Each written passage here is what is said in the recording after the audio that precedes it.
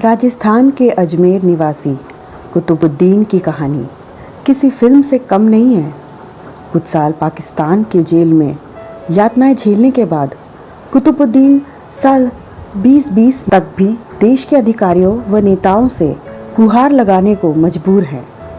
कुतुबुद्दीन की उम्र भले ही 70 साल की हो चुकी है, मगर इंसाफ की आस में अभी भी वह सड़कों पर भटक रहे हैं। एक ही बात कुतुबुद्दीन की जुबान पर सुनाई देती है, या तो सरकार न्याय करे या फिर इच्छा मृत्यु दे दे। प्रदेश के मुख्यमंत्री हो या फिर देश के प्रधानमंत्री, ऐसा कोई दर नहीं है जिस पर कुतुबुद्दीन ने अपनी पीड़ा को ना बताया हो। बस इन बुजुर्ग निगाहों में 70 साल की उम्र तक देश की हुकूमत से ये आस लगाए बैठे हैं कि उन्हें कभी ना कभी न्याय मिलेगा। क्या राष्ट्रपति, क्या मुख्यमंत्री और क्या गृह मंत्रालय, भारत सरकार के सभी के पास सिर्फ कागज ही घूमते रहे, पर इंसाफ का कोई ना दे पाया।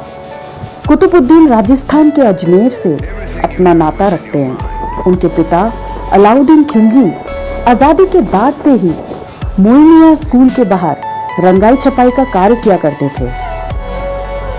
1970 में मोइनिया स्कूल से हायर सेकेंडरी पास करने के बाद कुतुबुद्दीन की मुलाकात सीआईडी के सिपाही किशन सिंह के जरिए रॉ के अजमेर कार्यालय के अधिकारी महावीर प्रसाद वशिष्ठ से हुई।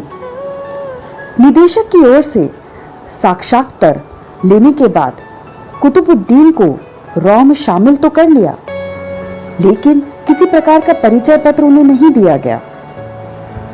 तारागढ़ की पहाड़ियों से जब कुतुबुद्दीन ने अजमेर का नक्शा तैयार किया तो सीआईडी के अधिकारी हैरान रह गए। बस कुतुबुद्दीन में जज्बा था देश के लिए कुछ कर गुजर जाने का। बस फिर क्या, शुरू हुई कुतुबुद्दीन के पाकिस्तान की कहानी। कुतुबुद्दीन की माने तो प्रशिक्षण पूरा होने के बाद उसे पाकिस्तान में सैन्य जासूसी के मिशन पर भेज दिया गया, जिसके लिए उन्हें पैसे भी दिए गए। घर पर बीवी बच्चों की देखभाल का आश्वासन भी दिया गया। कुतुबुद्दीन मुनाबाव होता हुआ पाकिस्तान पहुंच गया और जासूसी भी पूरी की, परंतु लौटते समय पाकिस्तानी गुप्तचर विभाग के हत्थे चढ़ गया। इससे उसे वहां 5 साल जेल में रहना पड़ा। 1978 में भारत लौटने के बाद उसके पास कोई भी परिचय पत्र ना होने के कारण अमृतसर जेल में डाल दिया गया। इसके साथ ही रॉ के लोगों ने भी कुतुबुद्दीन और उसके मिशन के बारे में जानकारी देने से साफ इनकार कर दिया।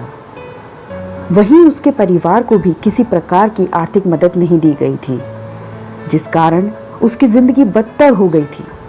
भारत पाक सीमा के पास पकड़ा गया संदिग्ध सुरक्षा एजेंसियां करेंगी पूछताछ। इससे व्यतीत होकर कुतुबुद्दीन ने 1993 में अजमेर की अदालत में अपने हक के लिए फरियाद की, जो सक्षम साक्ष्य के अभाव और 13 साल की देरी के कारण खारिज कर दी गई। यही सिलसिला समस्त अपीलों के दौरान कायम रहा। तो वहीं सर्वोच्च न्यायालय ने तो रॉ के कार्य को गोपनीय बताते हुए इसका समाधान संसद में मुख्यमंत्री पर छोड़ दिया। तब से आज तक वो भारत के राष्ट्रपति सहित मुख्यमंत्री और गृह मंत्रालय भारत सरकार का कई मर्तबा खत लिख चुके हैं, पर कोई समाधान नहीं निकला। लेकिन सिर्फ कार्यालयों के मध्य कागज घूमते रहे। न्याय को कुतुबुद्दीन और उसका परिवार आज तक तरस रहा है। कुतुबुद्दीन का कहना है कि उनकी एक ही ख्वाहिश है कि उसकी किस्मत में जो लिखा था वो उसे मिला, पर सरकार उसकी उम्र और आर्थिक स्थिति को देखते हुए कुछ रहम करे, उसके बुढ़ापे के सहारे को एक नौकरी दे दे। जीवन भर भटकने के बाद अब इस उम्र में वो अपने परिवार को मरता नहीं देख सकता। इसलिए मुख्यमंत्री अशोक गहलोत से इच्छा मृत्यु की मांग कर रहा है। सबसे पहले आपका नाम बताएं। मेरा नाम कुतुबुद्दीन खिलजी है। मुझे बचपन से शुरू का देशभक्ति का जज्बा रहा, इसी कारण मैं पुलिस में भर्ती होना चाहता था, लेकिन ऐसे संपर्क में आ गया मैं तो रॉ वालों ने मुझे नौकरी के नाम पर नौकरी दी बाकायदा इन्होंने, और मुझे जासूसी के लिए पाकिस्तान भेजा गया। जो काम मैंने मिशन पे करना था वो काम भी किया मैंने वहाँ पर, लेकिन अपनी ही गलती से, इन्हीं की गलती से मैं वहाँ अरेस्ट हो गया। और अरेस्ट होने के बाद वहाँ पर मेरे मुकदमा चला। मुकदमा चलने के बाद मुझे पाकिस्तान में जेल भेज दिया गया और जेल में हमको फांसी की कोठी में रखा गया 5 साल तक। वहाँ से शिमला समझौते के तहत भारत आया और यहाँ आने के बाद उन्होंने सिर्फ इसलिए इनकार कर दिया कि कहीं ये पाकिस्तान से मिल के ना आया हो, और मुझे नौकरी, मेरी पेंशन, मेरी तनख्वाह सब गायब कर दी। इस बीच पूरे अब मैं चाहता हूँ, परिवार का क्या हालात रहा आपका? पीछे परिवार का क्या हाल था वो कल्पना भी नहीं की जा सकती। मैं अपनी बेवा बूढ़ी माँ को इनके हवाले करके गया था। इन्होंने आश्वासन दिया था, अपनी गर्भवती पत्नी को इनके पास छोड़ के गया था। इन्होंने आश्वासन दिया था कि हम इनके पीछे हैं, इनकी कोई तकलीफ़ नहीं होगी।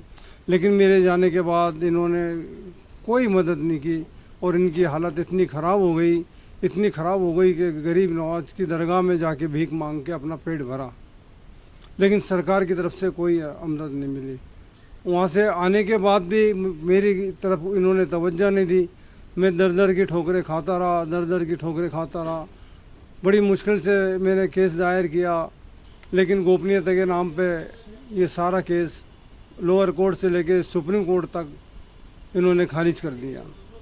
राष्ट्रपति भवन गया, राष्ट्रपति भवन में मेरी सुनवाई हुई, लेकिन उन्होंने, राष्ट्रपति भवन ने 4-5 दफ़ा लेटर लिखा। भारत सरकार ने भी राजस्थान सरकार को भी लेटर लिखा। वो खुद नहीं करना चाहती तो राजस्थान सरकार भी कुछ कर सकती है मेरे लिए, लेकिन आज तक नहीं किया। जबकि मेरे साथ वालों को, उनको नौकरी दी, उनको नकद पैसा दिया, मकान रहने के मकान का व्यवस्था की। उसी तरह मैं भी मांगना चाहता हूँ, जैसे सरबजीत सिंह और सुरजीत सिंह को पंजाब सरकार ने दिया, इसी तरह से अगर भारत सरकार नहीं देना चाहती तो राजस्थान सरकार को भी मैंने पार्टी बनाया और सेंट्रल गवर्नमेंट ने भी इसको 10-20 दफ़ा लिखा, लेकिन यहाँ कोई सुनवाई नहीं हो रही अब है। क्या चाहते हैं? अब मैं चाहता हूँ कि मेरी तनख्वाह हो, मेरी पेंशन हो और एक बच्चे को नौकरी मिल जाए, बस इसके अलावा मैं नहीं चाहता।